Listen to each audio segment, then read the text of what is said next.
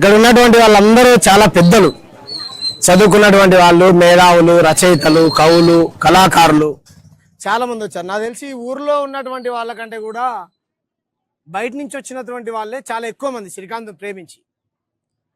కానీ రాజ్యం చాలా పెద్దది, ఏదైనా చేయగలుగుతుంది.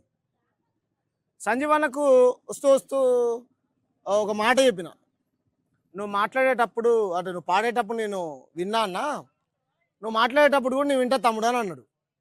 ఎక్కడో మారుమూల ప్రాంతంలో ఒక మీడియా ఛానల్ మూతి దగ్గర మైకు పెడితే విప్లవ పార్టీలో పనిచేసినటువంటి ఒక అమరుడు చచ్చిపోతే కేంద్ర నిఘా సంస్థల దృష్టికి పోయి జైలులో పెట్టారే పోరాడేటువంటి వాళ్ళని.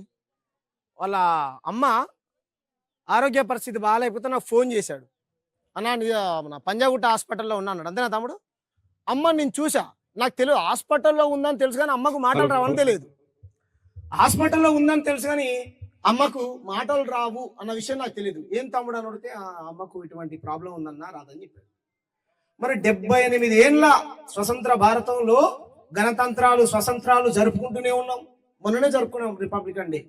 మరి ఇంకా ఎందుకు మా బతుకులు మారలే? ఇప్పుడు మా అమ్మైనా మీ అమ్మైనా ఎవరమ్మైనా లోకాన్ని విడిచి వెళ్ళిపోవాల్సిందే కాదని అంటలే. మరి తమ్ముడు చదువుకొని అంచెలంచెలుగా ఎదిగి పుస్తకాన్ని అధ్యయనం చేసి రాజ్యాన్ని క్వశ్చన్ చేస్తున్నాడు కదా. రాజ్యాన్ని క్వశ్చన్ చేసేటోని దగ్గర పేద ప్రజల తరపున గొంతెత్తినటువంటి వ్యక్తి దగ్గర ఎందుకు 1000 రూపాయలు కూడా లేవు? పెట్రోల్ పోసుకునేటువంటి పరిస్థితి ఎందుకు లేదు? ఆయన పిహెచ్డి స్కాలర్ లా చేస్తా ఉన్నాడు. ఎందుకు మా బతుకులు ఇంకా ఇలాగే ఉన్నాయి?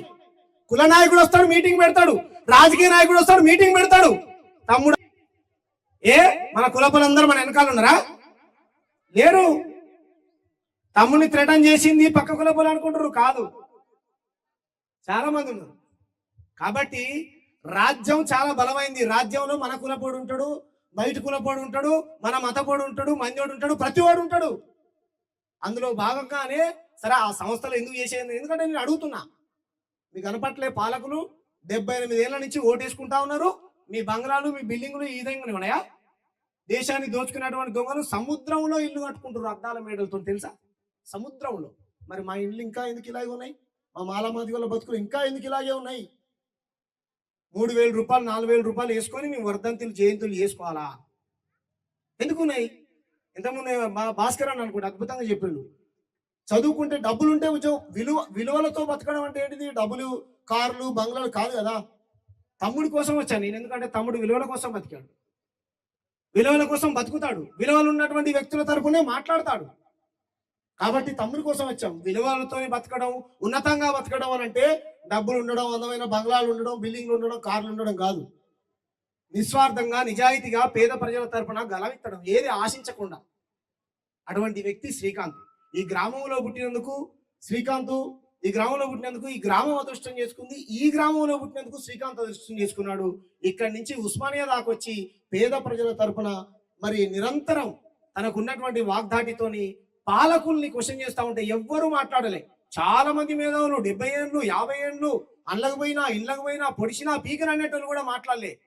కానీ రాజ్యాన్ని ధిక్కరించి మాట్లాడినటువంటి ఏకైక వ్యక్తి మన ఉస్మానియా యూనివర్సిటీ విద్యార్థి శ్రీకాంత్. నేను ఎమ్మటే పోస్ట్ రాసిన, ఖబర్దార్ కొడుకులారా, 1000 సంవత్సరాలు మా అయ్యలు మా తాతలు బంచందురాన్ని కాల్మొక్త లంజోడక అన్న కానీ మా అయ్యలు పడి దొరల అహంకారానికి వ్యతిరేక తుపాకులు పట్టుకొని పోరాటం చేసింది. కానీ మేము అటువంటి ఏమంటారు సాహిత్యాన్ని, అటువంటి భావజాలను పెంచి పోషించట్లే. అయ్యా ఈ దేశంలో మాకు ఇల్లు లేవు, ఉద్యోగం లేవు, మా అక్క చెల్లెల పైన దాడులు జరుగుతా ఉన్నాయి, జైల్లో పెడతారా? పెట్టుర్రి. ఎక్కడో చిన్న యూట్యూబ్ ఛానల్ ముత్తుకొని మైకి పెడితే మీ దృష్టికి వచ్చింది, నిఘా సంస్థల దృష్టికి వచ్చిందంట. 100,000 మంది మేధావులు ఇక్కడ మాట్లాడారు కదా, తమ్ముడికి ఇల్లు లేదు, ఇల్లు కట్టియాలి, ప్రభుత్వం ఇల్లు కట్టియాలి, పేద ప్రజల తరఫున కొట్లాడుతుంది. తమ్ముడికి ఉద్యోగం ఇవ్వాలి.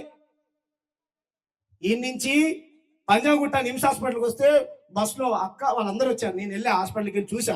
అక్కలు, 2 అన్నలు, చాలా మంది వచ్చారు కదా తమ్ముడు, వాళ్ళందరూ వచ్చారు. చాలా బాధ అనిపించింది. ట్రావెల్ పెట్రోల్ కూడా లేనటువంటి పరిస్థితి. ఎందుకంటే అమ్మకు హాస్పిటల్లో డబ్బులు పెట్టి పెట్టి పెట్టి మంచి హాస్పిటల్లో చూపించబోతా ఉన్నానంటే ప్రైవేట్లో చూపించి మా దగ్గర ఉన్నటువంటి డబ్బులు కూడా అయిపోయినాయి అన్న, అందుకే హాస్పిటల్కి తీసుకొని వచ్చాం గవర్నమెంట్కి అన్నాడు. నాకు తెలిసినటువంటి మిత్రుడు కూడా బంజారా బిడ్డ ఉంటే, తమ్ముడు చూడు అని అంటే చూశాడో లేదో తెలియదు, కానీ అటువంటి పరిస్థితిలో తమ్ముడు రావడం, పోవడం, ఉస్మానియాలో ఉండడం, రాష్ట్రంలో జరుగుతున్నటువంటి ప్రజా సమస్యలపైన ప్రెస్ మీట్లు పెట్టడం, క్వశ్చన్ చేయడం, అందుకే కదా.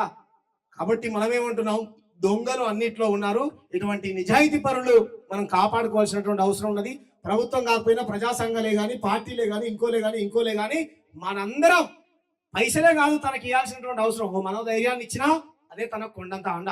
కాబట్టి తమ్ముడు ఎల్లవేళలా ఎప్పుడు నీ వెంట నేను ఉంటాను, నీకేం జరిగినా సరే మేమందరం ఉన్నామన్న విషయాన్ని నీకు గుర్తు చేస్తూ, మరి ఒకసారి మీ అందరికీ తమ్ముడిని ప్రేమించి ఇంత దూరం వచ్చినందుకు, నేను ఆ రోజు అమ్మ చనిపోయినప్పుడు రాలేకపోయినా ఇమ్మీడియట్లీ నాకు తెలియగానే ఎవరో పెట్టిరు, తమ్ముడు మిత్రుడు అనుకుంటా, శ్రీకాంత్ అని ఏడుస్తున్నా, ఒకటే నిమిషం అయింది అమ్మ చనిపోయిన అంటే, నేను ఏమంటే చూడగానే ఏమంటే సైదులు, ఉస్మాన్ యూనివర్సిటీ సైదులకు, ఇంకో తమ్ముడు కాశీ అని ఉంటున్నాను, రంజల్ల రాయేష్ అని అందరికి ఫోన్ చేసి చెప్పిన, నేను ఖమ్మంలో లేను, మా బంధువులు ఒకరు చనిపోతే నేను ఖమ్మంలో ఉన్నా, రాలేకపోయినా. తర్వాత 2 రోజుల తర్వాత నేను పృథ్వన్న ఇక్కడే ఇదే ప్లేస్ లో ఒకటే కారులో వచ్చి తర్వాత తమ్ముడిని కలిసి వచ్చిపోయినా. అన్న తర్వాత నువ్వు సంతాప సభ రోజు కూడా రావాలని అంటే తప్పకుండా వస్తా తమ్ముడని, తమ్ముడు ఇచ్చినటువంటి అంటే చెప్పినటువంటి మాటను గౌరవించి ఇంత దూరం రావడం జరిగింది. నీకు ఎప్పుడు ఎల్లవేళలుగా మేము అండగా ఉంటాం.